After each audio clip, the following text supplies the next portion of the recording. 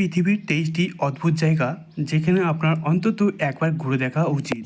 Number 19, fly geyser, যেটি মার্কিন যুক্তরাষ্ট্রতে অবস্থিত। হ্যাঁ বন্ধুরা, আপনারা ঠিকই দেখছেন, নাম্বার 19 থেকে শুরু হয়েছে। পরপর দুটি পার্টে বিভক্ত করা হয়েছে, আর একটি নতুন পার্ট, এটি 3 নম্বর পার্ট। সোভিয়াত, যদি আপনারা পরপর দুটি পার্টটি দেখতে চান তাহলে আমার ভিডিও ডিসক্রিপশন থেকে নিয়ে সেই পার্ট দুটি দেখতে পারেন। নাম্বার 19, ফ্লাই গিজার, যেটি মার্কিন যুক্তরাষ্ট্রতে অবস্থিত। এখানে দেখার মতো কিছুই নেই। নেমেথা মরুভূমির মাঝখানে কেবল একটি প্রাণবন্ত 6 ফুট লম্বা গিজার, যা সর্বদা বাতাসে জল ছিটিয়ে দিচ্ছে। এটিকে একটি দুর্ঘটনাজনিত বিস্ময় হিসাবে বর্ণনা করা হয়েছে, কিন্তু এত অসাধারণ কিছুই দুর্ঘটনাজনিত হতে পারে না। তাই আমরা ফ্লাই গিজারটিকে এই পৃথিবীর সৃষ্টিকারী সৃজনশীলতা প্রতিফলন ঘটাচ্ছি। এটি দেখার একমাত্র উপায় হলো ফ্রেন্ডস অফ নেমেথা ব্ল্যাক রক হাই রকের সাথে একটি ব্যক্তিগত ভ্রমণের মাধ্যমে। নাম্বার 20, ইউনি সল্ট ফ্লাড, যেটি বলিভিয়াতে অবস্থিত। সাধারণ মানুষ লবণ ছাড়া বাঁচতে পারে না। সবচেয়ে গুরুত্বপূর্ণ মশলা মানুষের ধারণার বাইরেও অনেক কিছুর জন্য দায়ী। তাই উইনি লবণাক্ত সমতল ভূমিতে একটি অতিরিক্ত বিশেষ আনন্দ রয়েছে। অবশ্য লবণের গুরুত্ব নিয়ে কেউ ভাবতে আসে না, তারা সত্যি অবিশ্বাস্য কিছু দেখতে আসে। প্রায় 11,000 বর্গ কিলোমিটার সমতল ভূমি, যা একই সাথে অলৌকিক এবং এই স্থানে অনেকটাই অলৌকিক।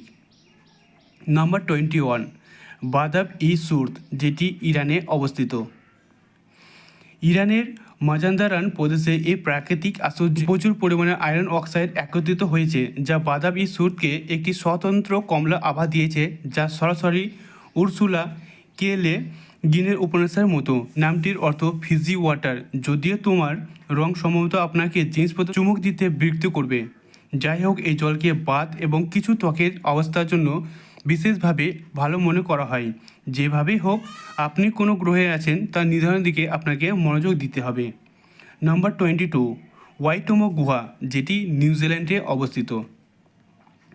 গুহার সংজ্ঞা হলো একটি প্রাকৃতিক ভূগর্ভস্থ কক্ষ, এবং আপনি যদি ধরে নেন যে এর ভূগর্ভস্থ অর্থ হলো আপনি খুব বেশি ভালো খুঁজে পান না, তাহলে আপনি ঠিকই বলবেন।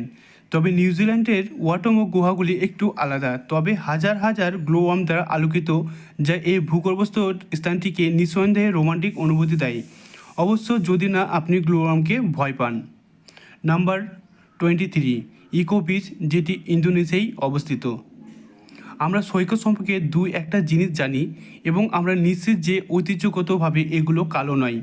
বালি সাধারণত রঙের স্কেলের হালকা প্রান্তের দিকে ঘুরে যায়, এবং এটি কালো বালির সৈকতগুলিকে আরও বিরক্তিকর করে তোলে। স্পষ্টই এটি একটি ভালো উপায়ে বিরক্তিকর, কারণ নীল জলরাশি তাদের কাজ করে এমন একটি কালো সৈকত আপনার প্রিয়জনের সাথে হাত ধরে ঘুরে বেড়ানোর অন্যরকম কিছু। বালিতে বেশ কয়েকটি কালো সৈকত রয়েছে, ইকো তাদের মধ্যে একটি।